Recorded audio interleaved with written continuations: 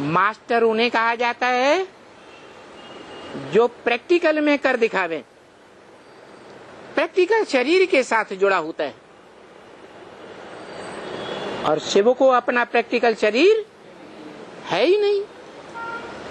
इसलिए गीता में भी 3 प्रकार की आत्माएं बताई हैं। एक क्षर और दूसरा प्रकार है अक्षर। क्षर माने पतित होने वाली, जिनकी शक्ति क्षरित होती रहे। इस सृष्टि रूपी रंगमंच पर चाहे पहला जन्म सतयुग में पार्ट बजाने वाली सर्वश्रेष्ठ आत्मा सृष्टि का पहला पत्ता ही क्यों न हो, वो क्षरित होने का पार्ट बजाता है या अक्षर पार्ट बजाता है। क्षरित होना ही तब होता है जब शरीर की कोई इंद्रिय का काम किया जाए। तो लक्ष्मी नारायण के चित्र में दिखाया है, जो चित्र साक्षात्कार से बनवाया गया था, कि लक्ष्मी नारायण के चित्र के नीचे उनके बच्चे राधा कृष्ण खड़े हैं। वो शरीर के कौन से अंग से एक दूसरे से प्यार का सुख ले रहे हैं?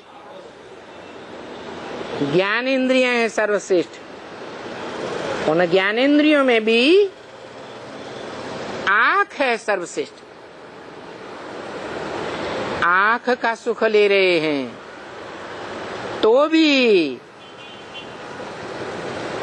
सुख लेते लेते, सुख भोगते भोगते आत्मा की शक्ति क्षणित होती है या नहीं होती है? 16 कला संपूर्ण से अगले जन्म में 16.25 कला बन जाते हैं।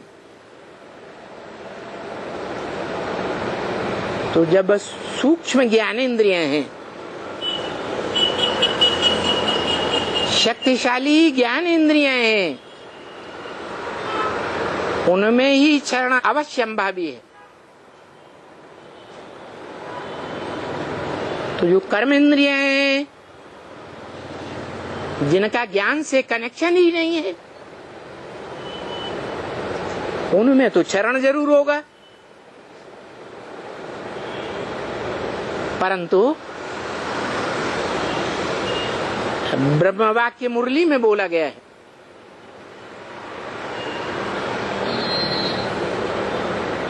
मेरे लिंग की ही पूजा होती है और देवताओं के सभी इंद्रियों की पूजा होती है। कमलपाद, कमलहस्त, कमल मुख, कमल समान जीवन बिताया है उन इंद्रियों से। लेकिन मेरे लिंग की पूजा होती है। अब बताओ, शिव को जो आत्माओं का बाप है, उसको अपना शरीर ही नहीं है, तो उसका लिंग कहां से आ गया?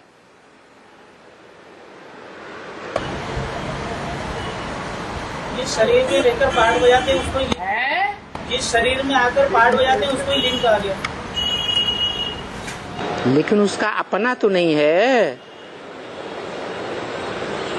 अपना आत्मा का लिंग है, इंद्रियां हैं, या कोई और आत्मा है जिसका लिंग है?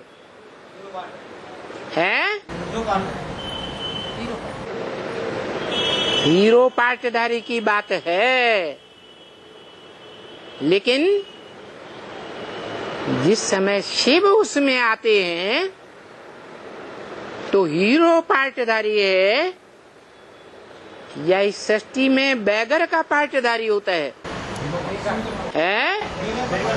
Full beggar to full prince बनाता हूं।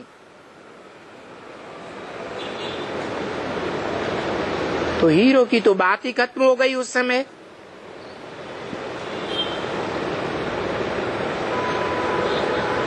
बैगर तो कहा ही उसको जाता है जिसके पास कुछ भी न हो, घर बार भी न हो। तो शिव बाप कहते हैं कि मैं जिसमें आता हूं उसको आप समान बनाता हूं।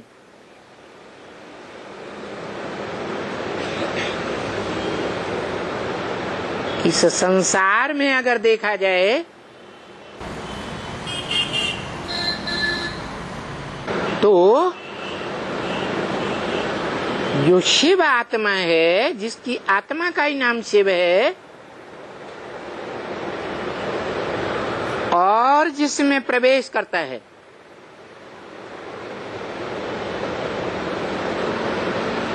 उस शरीर की आत्मा दोनों ही आत्माएं इस सृष्टि रूपी रंगमंच पर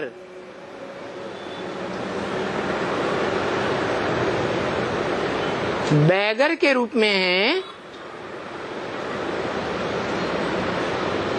या उल्टा कहें, है कोई सत्ता है?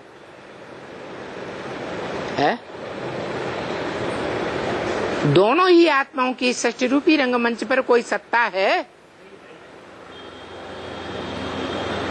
80 साल हो गए आत्माओं के बाप शिव को इस सृष्टि रूपी रंगमंच पर आए हुए। जो आत्मा रूपी बच्चे हैं उसकी सत्ता को जैसे दुनिया में राजा की सत्ता होती है,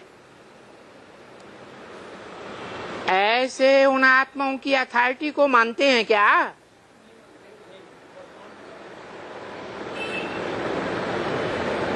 अस्सी साल हो गए, 80 साल में भी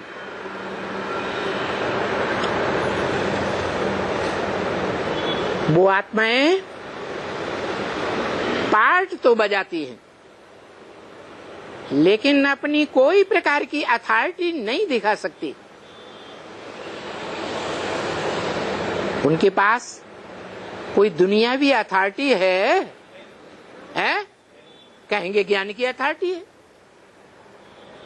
लेकिन ज्ञान की अथॉरिटी को जब कोई मानेगा ही नहीं, जानेगा ही नहीं, समझेगा ही नहीं, तो उसका कोई मूल्य है? कोई मूल्य नहीं। तो बाप कहते हैं मैं जिसमें आता हूं उसको आप समान बनाता हूं।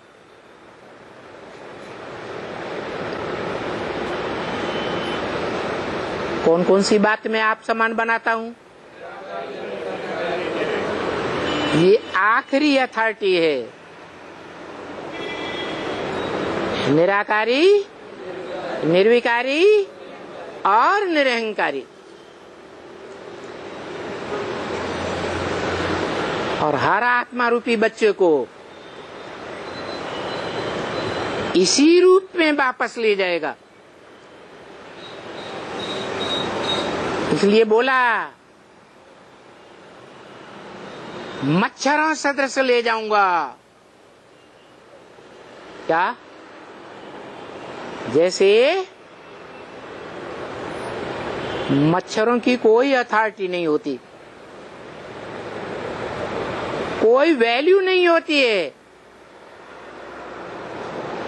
मच्छर आया, बैठ